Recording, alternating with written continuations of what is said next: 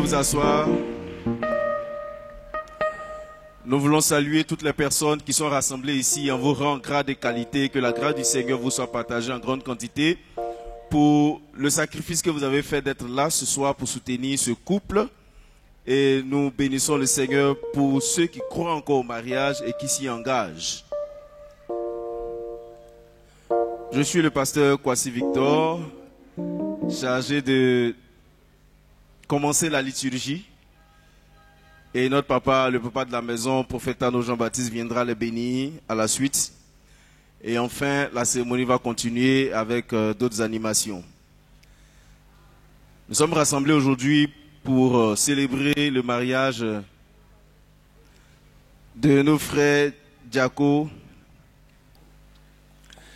Alors vous savez,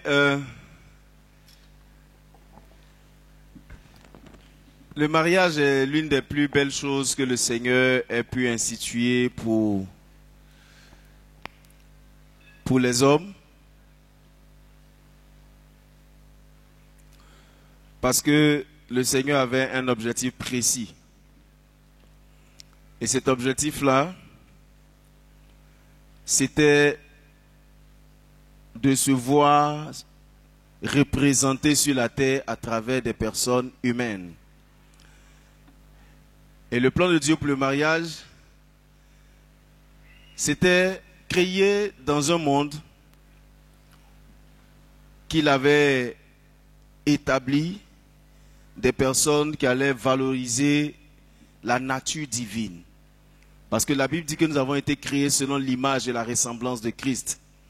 Donc, dans l'esprit du Seigneur, le mariage était pour l'union, l'amour, la stabilité et le bonheur. Le mariage étant le socle de l'humanité, la base de toute stabilité. Vous savez, là où il y a la paix dans un mariage, nous avons des familles en paix, des sociétés en paix et une nation tranquille. Mais là où c'est troublé, nous avons beaucoup de problèmes. Et vous pouvez le remarquer, aujourd'hui, les mariages connaissent beaucoup de problèmes. Les unions connaissent beaucoup de problèmes. Les gens ont du mal à se stabiliser avec quelqu'un. Et c'est pour cela qu'un jour, Jésus, dans sa vie, va recevoir une question qui lui sera posée par des personnes qui, pour l'éprouver, ou peut-être pour en savoir plus sur la dégradation de cette institution divine, ces gens vont lui dire, mais Seigneur, selon le récit de Matthieu chapitre 19, les versets 7 et 8, est-ce qu'un homme doit répudier sa femme? Répudier, ça veut dire chasser, voilà, abandonner et tout. Est-ce qu'un homme doit répudier sa femme? Et le Seigneur va leur répondre au verset 8, selon le récit de Matthieu chapitre 19, ceci. C'est à cause de la dureté de votre cœur que Moïse vous a permis de répudier vos femmes. Au commencement, il n'en était pas ainsi. C'est-à-dire que dans le plan initial de Dieu, la séparation n'était pas prévue. Dieu unit deux personnes pour qu'elles restent unies pour la vie.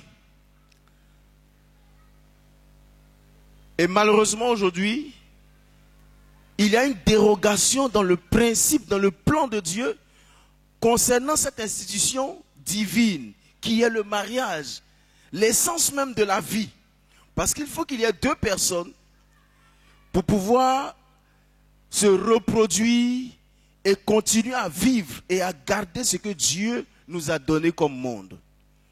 Mais regardez cette dérogation qui vient s'inscrire dans le projet divin pour l'homme. Et cette dérogation est créée à cause de la désobéissance d'Adam et Ève. Et si vous remarquez bien, depuis la désobéissance, que la désunion a été semée et que l'instabilité a été produite par cette désobéissance, l'accusation est devenue le maître mot de l'homme. Quand Dieu est venu demander des comptes à l'homme, qu'est-ce que l'homme a dit? C'est la femme que tu m'as donnée là. C'est elle qui a fait que je suis dans ce problème. Demandant à la femme dit c'est le serpent. Du coup, personne ne voulait porter la responsabilité de cette désobéissance. Et depuis, si vous remarquez bien, ça n'a jamais changé entre nous les hommes. On cherche toujours le responsable dans l'autre. C'est l'autre qui est responsable de ce que je suis et de ce que j'ai fait. Et si vous remarquez bien, la Bible est claire sur quelque chose que je voudrais vraiment qu'on dise. Je ne serai pas rabat-joie, je serai juste en train d'ouvrir l'esprit pour que nous puissions comprendre certaines choses que nous, on n'a pas compris quand on s'engageait dans le mariage. Dieu m'a fait grâce de 16 ans de mariage cette année. Mais voyez-vous, ce que nous n'avons pas compris, c'est ce que Jérémie chapitre 17, verset 9 va dire. Il dit ceci: le cœur de l'homme est tortueux par-dessus tout. Il est méchant. Qui peut le connaître? Qui peut le connaître? Et quand on parle du cœur de l'homme, ce n'est pas juste le garçon. Le cœur de l'homme est tortueux par-dessus tout. Et c'est cette méchanceté du cœur de l'homme qui a créé la dérogation dans le plan de Dieu. Ce qui fait qu'on dit Moïse vous a permis de vous séparer de vos épouses, de vos femmes, pour ne pas les tuer. Hein, parce que l'enfant de quelqu'un, si tu l'aimes plus, bon, faut... Mais la Bible dit, Jésus même dit qu'au début, cela n'était pas ainsi. Ça veut dire que, malheureusement, ce qu'on ne prend pas en considération quand on se marie, c'est que l'institution divine a été corrompue par la désobéissance de l'homme. Ce qui fait que, on dira, on n'arrive pas à assumer ou à assurer nos responsabilités et à continuer dans l'union que Dieu lui-même a créée. Ne dit-il pas que personne ne sait pas ce que Dieu a uni? Mais la question c'est, est-ce que c'est Dieu qui nous a unis? C'est la question. Pourquoi on veille se séparer à la moindre occasion?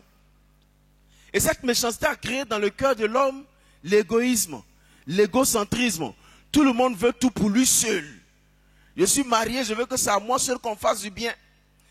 Je suis marié, je veux que tout me revienne à moi seul. Et cet égoïsme, cet égocentrisme perturbe, déstabilise le projet initial, originel de Dieu pour le mariage, qui était l'amour, la stabilité, qui était le bonheur. La méchanceté du cœur de l'homme déstabilise les choses. Nous sommes égocentriques, nous sommes égoïstes, nous manquons de pardon, nos cœurs sont durs. Nos cœurs sont durs.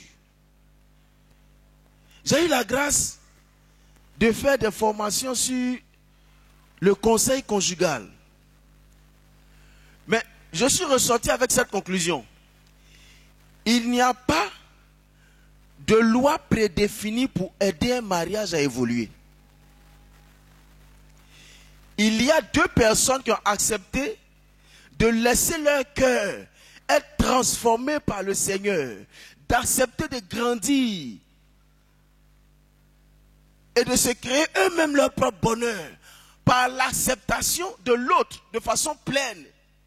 Parce que la méchanceté du cœur de l'homme fait qu'on n'arrive pas à s'accepter mutuellement, on s'accepte difficilement.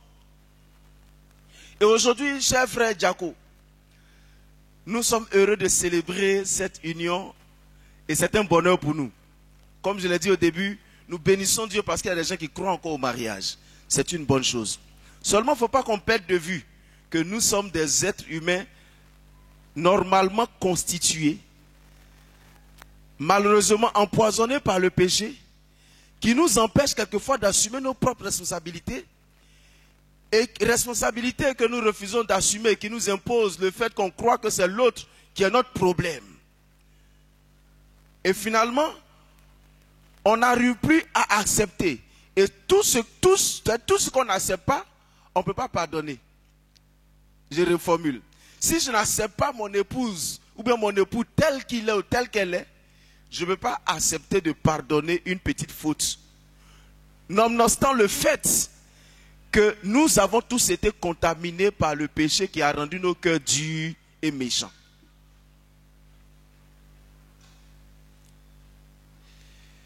La seule chose qui peut garantir notre mariage et la longévité de notre mariage, au-delà de la dureté du cœur, c'est notre capacité à se soumettre à la parole de Dieu. C'est notre capacité à se soumettre à la parole de Dieu. Sinon, on pourra faire tous les conseils qu'il faut. Et je bénis Dieu parce que ton témoin, c'est un pasteur. Il pourra vous accompagner de façon précise et de façon précieuse dans ce mariage. Parce qu'il n'y a pas de mariage sans friction. La Bible dit, l'homme quittera son père et sa mère et s'attachera à sa femme et les deux deviendront une seule chair. En réalité, c'est un processus, ce n'est pas un récit. C'est un processus. Un processus par lequel je quitte. Mais je quitte quoi? Mes conceptions, ma méchanceté, mon égoïsme, mon égocentrisme, mes cultures que je crois être bonnes et meilleures que l'autre. Je les quitte pour pouvoir accepter de mettre quelqu'un et l'accepter avec sa culture, son cœur, comme la Bible le décrit. Je ne dis pas que quelqu'un est méchant, mais je parle selon le récit de la Bible. J'accepte le cœur de l'autre. J'accepte de porter la responsabilité de ce qui se passe maintenant. J'accepte de grandir. J'accepte que, même si quelqu'un vient me dire que c'est telle personne qui est mon problème, je ne croirai pas parce qu'aucune personne n'est un problème pour moi. Vous aurez des problèmes, mais vous ne serez jamais des problèmes pour l'un pour l'autre. Le jour où l'un d'entre vous deviendra le problème de l'autre, vous aurez en ce moment des crises. Et quand vous arrivez de conflit à crise, alors la difficulté commence. Si j'accepte le processus de quitter, de m'attacher, s'attacher c'est souvent plus difficile. J'ai l'habitude de dire que nos mariages ont généralement 4 saisons. Il y a la saison des amours, des grands mots et des grandes lettres. Tu es la fleur qui reverdit dans le désert sentimental de mon cœur. Quand je ne te vois pas, mon poumon refuse d'accélérer dans une respiration inouïe. Parce qu'on a envie de dire des mots qui traduisent le battement de notre cœur accéléré. Ça, c'est le temps. Mais quelque temps après, quand on commence à se frotter, on commence à se connaître, où on doit maintenant apprendre à s'attacher. S'attacher signifie que je peux pardonner la faute de l'autre. Je peux le prendre tel qu'il est ou tel qu'elle est. C'est là que peuvent surgir quelques soucis. C'est là que la fleur qui a revêtu dans le désert sentimental de mon cœur pourrait devenir l'épine qui ne cesse de me piquer et ne me donne pas de repos. Parce que là, on a découvert, ah, donc c'est comme ça que tu es. Et souvenons-nous que la Bible dit le cœur de l'homme est tortueux par-dessus tout. Qui peut le comprendre? C'est-à-dire que personne ne peut comprendre le cœur de quelqu'un. Alors, c'est en ce moment précis que vous devez vous référer à la parole de Dieu. Parce qu'aujourd'hui, la relation entre l'homme et la femme est un peu comme, je vais dire, est la réplique de la relation entre Dieu et l'homme. Le Seigneur nous aime tel que nous sommes. Il nous pardonne tous les jours. Quand on vient à l'église, on dit Seigneur pardon, et puis on est content parce qu'il nous pardonne. N'est-ce pas? Cette réplique de quelqu'un qui nous accepte tel que nous sommes, qui nous reçoit même quand nous avons fait une faute, c'est cette réplique de la relation entre Dieu et l'homme qui est le mariage. Parce que nous sommes épouses, lui il est l'époux. Et il accepte de nous pardonner, de s'attacher à nous, de venir à nous, de chercher à nous purifier. C'est quand nous passons cette saison où nous évitons les critiques, les mépris, ou même s'il y a découvert quelque chose qui ne me plaît pas, je préfère valoriser les qualités que de mépriser et d'en faire un drapeau ou bien de mettre dans un étendard les défauts. C'est en ce moment précis qu'on arrive à la 3e étape que j'appelle l'étape de la stabilité. Vous comprenez? Quand vous êtes stable, alors vous pouvez parvenir à la maturité. Mais, je vous en prie, souvenons-nous que il n'y a que la parole de Dieu seule qui peut nous aider à durer dans un mariage et à nous accepter les uns et les autres. C'est pas les conseils. Les conseils, ils sont bons. Parce que moi, mon papa, la dernière fois, on a célébré 20 ans de mariage. Moi, il y a 16 ans. On pourrait vous dire tout. Mais on vous dira nos conseils en fonction de nos réalités. Mais vos réalités seront différentes. Alors il faut la parole de Dieu qui est la boussole, qui nous éclaire pour nous montrer l'attitude à avoir, sans oublier que notre cœur lui-même il est tortueux et que notre époux, notre épouse est le miroir qui nous permet de nous redresser, brisant notre orgueil, ces égocentrismes. Parce qu'on ne vient pas dans le mariage pour qu'on nous fasse du bien, mais on vient pour penser aux intérêts de l'autre. Donc quand l'autre dira je suis blessé, accepte sa blessure, comprends sa blessure, reconnais tes erreurs, pardonnez-vous mutuellement et levez-vous pour continuer la marche. Amen. Levez-vous pour continuer la marche. C'est comme ça que nous allons réussir à montrer au monde que nous ne sommes pas dans un dessin animé. Parce que je me rappelle, j'étais quelque part pour finir et on entendait les sirènes d'un mariage un samedi. Et la personne avec laquelle j'étais assis dit, ça là, ils vont faire ping-pong, ping-pong, ping-pong. C'est pour aller divorcer demain. Et je vous dis, ici on ne divorce pas. On dure dedans. Ou bien, vous ne dites pas bien amen. Hein? Non, c'est pas vous, vous ne dites pas amen d'abord. C'est eux, ils doivent dire faux amen. Ici là, on ne divorce pas. C'est la femme qui a dit amen, Diako, il n'était pas entendu. C'est ça qui est bien. Ici, on ne divorce pas. Et comprenez que si le Seigneur vous a permis d'arriver à cette étape, la responsabilité vous revient, par votre soumission au Seigneur, de la garder, de travailler, parce que le mariage, ce n'est pas une bénédiction, c'est un travail. De travailler à votre croissance, à votre stabilité et à votre épanouissement et encore à votre capacité à impacter le monde par votre exemple. Que Dieu vous bénisse.